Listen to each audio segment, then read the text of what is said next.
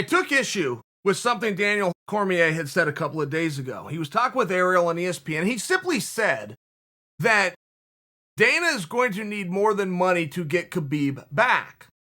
And the reason I took issue is, well, offer for us what that could be. Daniel did. Daniel did just that. Went back talking to Ariel Helwani, ESPN, and he simply says, and he said, I'm speculating. He said, I'm friends with Khabib, but I just don't talk this stuff with him. I just don't. But I will speculate for you. The only thing to get him back would be George St-Pierre. Okay. Even though I was summarizing, I'm going to call that a quote because stop. Daniel's done talking. This is now me. I don't want you to attach that to Daniel. That's what Daniel said. But let's break that down a little bit closer. Because he did not say that Khabib will come back for George St-Pierre. Don't misinterpret that. He said he would not come back for anything but George St-Pierre. And that's different. That is a different statement. And I also happen to think Daniel's right. I also never asked Khabib this question. I also think that that's what it needs. I think it has to be something drastically different. I think Khabib was very clear with us, even in his brief words, when he referenced Poirier and Conor, saying, what would be the point? I already beat both of those guys. I think that that matters to Khabib. I don't think that he's terribly interested in rematches. I think Daniel is spot on when he said this isn't going to be a cash grab and this isn't going to be about fame. It's going to have to be something else. I don't know how likely we are to get Khabib back. I'm just bringing for you that would be the something else. And George St-Pierre has been crystal clear. Crystal.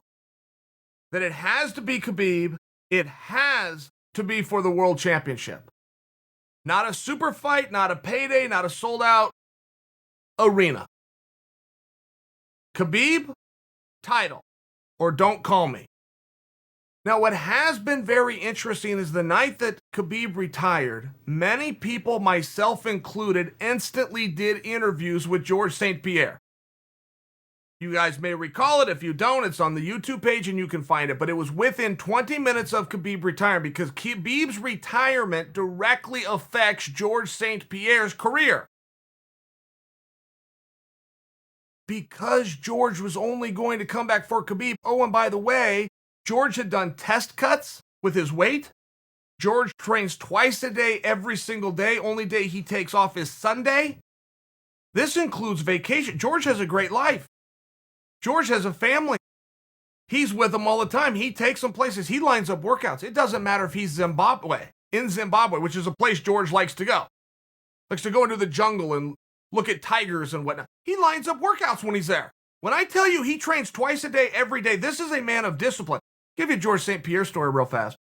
The first of every month, January 1st, February 1st, March 1st, first day of every month for 5 days, George goes on a distilled water diet, which means he fasts for 5 days a month, every month, and drinks nothing but distilled water. I don't know the relevance of distilled, but I'm sharing with you that example because this is a man of great discipline. His life is extremely structured, and it's extremely structured around mixed martial arts and training and preparation thereof. But he doesn't have a fight, and he's made it clear he's not ever going to have a fight unless it is with Khabib Nurmagomedov. And by the way, that's why we spoke to him when the fight was over, because Khabib saying I'm retired ends any chance or hope of George coming back. George has not stopped training. Twice a day, every day, while maintaining his weight and continuing the first of every month to do a 5-day distilled water fast. So something is going on. Something on some level is going on. Does that turn into fruition where it plays itself out? Because guys, in many ways, I want you to ask yourself this question. In many ways, George St-Pierre versus Khabib makes no sense. In many ways, George St-Pierre versus Khabib makes perfect sense, right? In many ways. And that is the fight. That is the fight. I have used a term a couple of times as of late. The biggest fight that the industry could make. And I'm right on that, but the biggest fight the entire industry could make right this second is Israel Adesanya versus John Jones. I would have to take that back if you could get Khabib with George St-Pierre. And at the time that I made the statement of Adesanya versus Jones would be the dream fight, would be the biggest fight, is because we were absent Khabib, which meant we were absent George St-Pierre. Now, I don't think that they're both back to the table just because Daniel Cormier made this statement, but I do think that Daniel Cormier is completely right, which is also in line with something Ariel Helwani had speculated to me a couple of weeks ago on Ariel the Bad Guy, which is right before Tony fought Oliveira.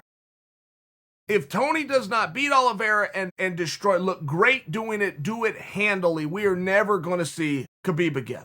And Errol was not predicting that Khabib would come back to fight Tony if Tony looked good. He was predicting that Khabib will not come back to fight anybody unless it's Tony after Tony beating Oliveira and looking good. I think that Errol was right, but that was in the absence of the idea of the greatest of all time. You want to be the greatest of all time? Real simple. Beat George St-Pierre. They will put you as the greatest of all time. Particularly if you do it at 155 pounds. Right? I mean, if George went up to light heavyweight and took on Blachowicz, different deal. You see the problem. But if you're going into George's wheelhouse and you're going even deeper and more into it and you get the jump, the conversation's over. Nobody's going to take it from you. And I don't know that there's anything that you could ever say that about with anybody. There's always going to be a debate. There's always going to be a back and forth. You could have got LeBron and Jordan to play a game of pig thinking you were going to settle the debate, and then people are going to come out and say, no, the best was Kobe, or they're going to go back to the Wilt Chamberlain days. They're just always going to have a way to do it. There was some way that we could actually do a combine and test Elway against Montana to figure out who the true great quarterback ever was.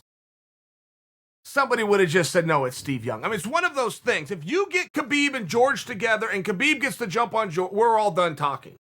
Is there anything else that we could say that about? I have no evidence that that fight is going on. I have a fact for you that Khabib is the sitting world champion. Regardless of what he said, until that is taken back and accepted, he is the sitting world champion. And I have an absolute fact for you that George St-Pierre has kept his weight within striking distance of title weight of 155 and is training twice a day, every day but Sunday. You do what you want with that information.